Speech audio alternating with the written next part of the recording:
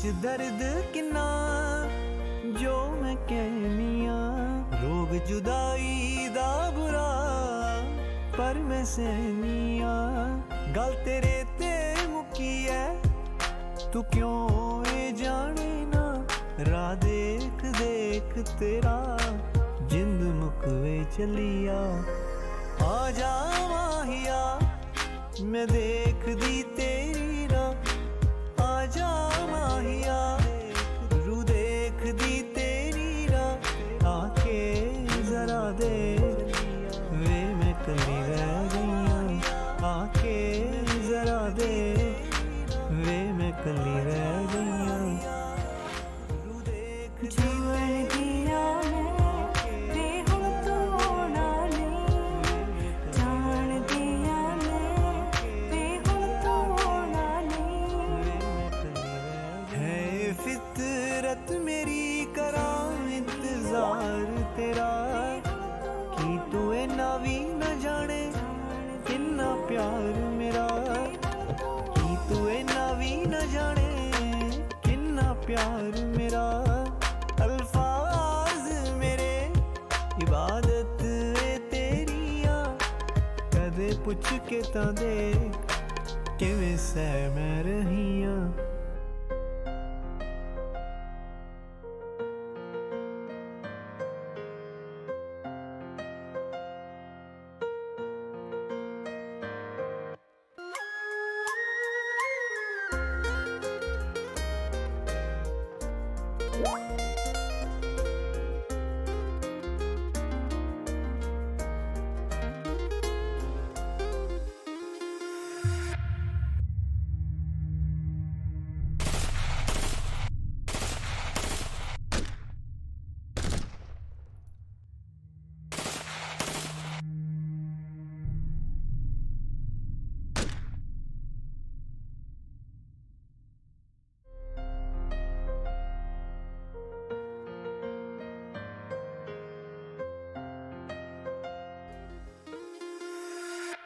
रू मेरी दास को है दीदार तेरा, जदों तू आ जावे ओ त्योहार मेरा, जदों तू आ जावे ओ त्योहार मेरा।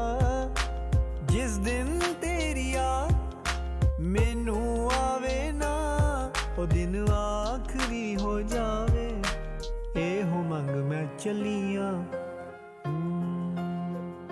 Da da da da da da da da da. Ha ha ha ha.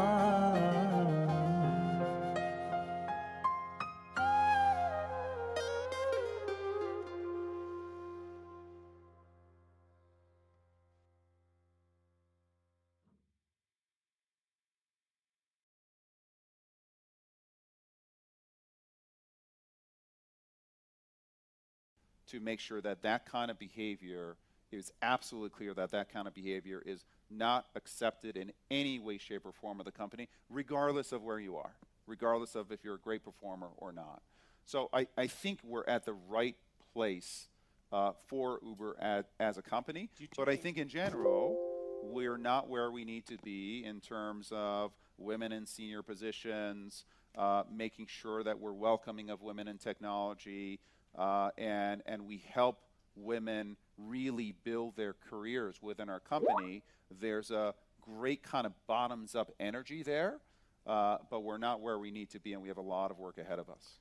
On the issue of, you talked about the top performers, is that looking back, and also I suppose looking forward for many of the people in this room, because there are a lot of people's businesses which have been affected by this. If you had to give lessons to other people who are now looking at this issue, perhaps more seriously than they have done before, is the really bad issue, and I suppose I'm thinking some ways about the media industry in this, is that giving top performers more room for maneuver or whatever than people, or more discretion than people thought? Is that top performers need to be treated the same as everybody else? I think they absolutely need to be held accountable. One of the really valuable lessons that I got early in my life was actually through Jack Welch, and he said, you know, it's very tempting to to allow top performers to misbehave in any way. But for me, he was talking about being aligned with the CEO. Sometimes you allow top performers, the tendency is, well, let them get away with some kind of behavior that is not the right behavior because they're so good.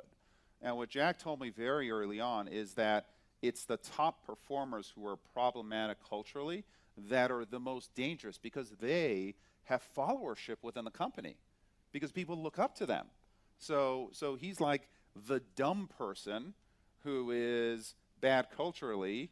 He's not the problem because everyone says, well, that's a dumb person, so who cares?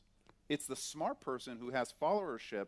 So it is incredibly important for the top performers to actually be held to account more radically than anyone else because they're the ones who have followership at the company and they have to set the example. So for me personally, that has absolutely guided how I've managed. Expedia was a company that had, excellent cultural values. And one of the first things we did at Uber was to go out and reset our cultural values, and we call them norms because to me, it's not just these values that you put on the wall and kind of people stare at and it's all nice. It's about behavior. And we set out to change behavior at Uber, and I think that the company was thirsting for it, and we are starting on a path, and I believe it's going to be a positive path. An inevitable question, I hope you won't regard it as a cheap shot, but you talked about smart. Also been very clear as a company that we do have to make a break with the past, with how we behaved as a company, and to some extent with the new CEO being a very different kind of a CEO. So in the end, you have to be held accountable, and I think that Travis was held accountable, and at this point, he's a board member and a constructive one at that. If you look around the world now, where do you see the next competitors to Uber? You've obviously got Lyft, next. Yes. Where else do they come from? Well, I think that as you move into a world of autonomy, the position of the car manufacturers, the position of, for example, Google, who's developing Waymo and Waymo autonomous technology, you're going to get a lot of players interested in the space. And a lot of people think about Uber and ride sharing as a significant enterprise, and it is. But the fact is that we account for less than 1% of miles driven on the road now. When autonomy comes in, that number over the next 10 years is going to be closer, I believe, to 15 to 20%. So because we're not yet a true alternative to car ownership, and I believe that as you bring autonomous and you bring the price of mobility down and make it available to everybody, everywhere, then we become a real alternative to car ownership, and that really opens up the market for us, but it also opens us up to many more competitors. And is Google at the forefront of those competitors at the moment? Google is one of many. I think that they've developed very strong autonomous technology. But what we think, which is exceptional, is having autonomous technology and the network under one roof, which allows us to use autonomous in a very practical way, nearer than you think.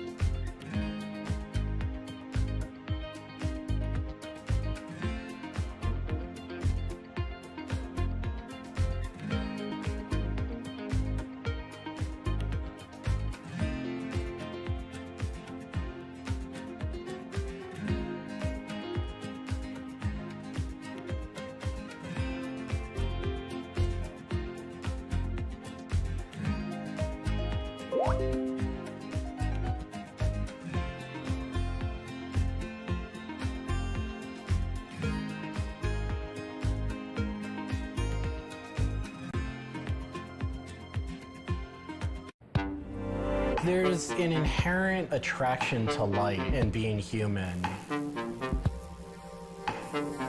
us into the glass shop. We pick out the right size tubing with the right color for the right size project. From there, we heat up the glass tubing. The torches heat the glass well in excess of 1,000 degrees in order for it to get into its molten state. We heat up and bend the glass tubing to match the template.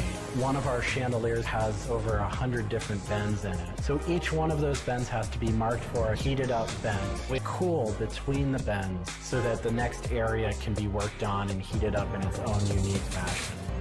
It turns into spaghetti, and then we have to make sure that that spaghetti lines back up and cools to the template. We use a blow hose to connect our mouth to the tube, create a volume that's closed, and we can control the pressure in there with our mouth. There's just a variety of challenges that come up inherently in one of those steps is very, very specific. I draw inspiration from so many different experiences. It's hard to come up with one thing that's particular, but one of the ways that I really am able to connect with the creative is to float. Floating is a similar experience to meditation, to psychedelics. Going into a blackened room and laying out in a body of water and salt that's heated to your body temperature, and it allows for all sort of external stimulation to fall away. And your internal world really begins to bubble up and manifest. You really get to experience a different relationship to your mind.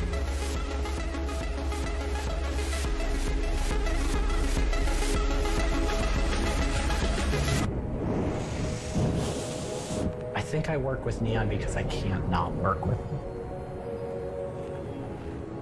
it. It's so challenging and so rewarding. And those things are so intertwined that there's no way of separating it out. I learn so much and continue to learn so much by working with it. I find so much inspiration in working with it, and I just continue to experience new and different things through the medium. It's that close to me at this point.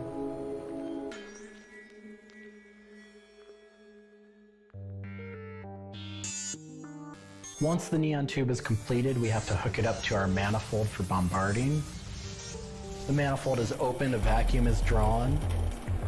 We check the tube for leaks with our Tesla coil. We close the tube back off, and we heat it up using a very large and powerful transformer. As the tube is heated up, it releases anything that's not inert inside the tube, and we evacuate that out. We introduce the gas into it. And we seal the tube off, sealing into that tube whatever gas we introduced into it. I think my favorite part of making a neon light is when I see it lit up for the first time. Different gases, when electrified, emit different wavelengths of light. Neon gas is this very bright orange, fiery red color. Argon gas creates a very intense blue, but that light output that is produced can then be expressed in a different wavelength by coating the inside of the tubes with a phosphor coating that takes that one wavelength of light and emits a different wavelength. We bring it over to the aging table where we hook it up to an age-in transformer and allow it to settle, age the gas in that we've introduced to it. There's always a stray particle of something left inside the tube. But that time that the oxide coating can act to scrub whatever is left inside the tube while things are getting settled into place.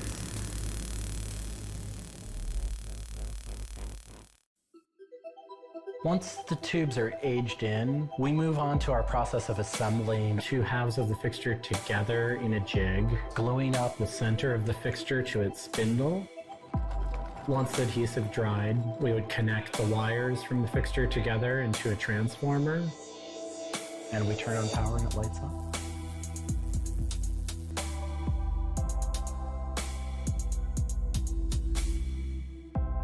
Part of what we love about what we do here is that we try and put out into the world the kind of things that we'd like to see. I still am surprised when it lights up. I'm still excited when I get to see it illuminated. There's an ineffable quality to it. To me, is this insight into the inner workings of the universe. It literally is. It's a way of looking at what is surrounding us in the cosmos in a new light.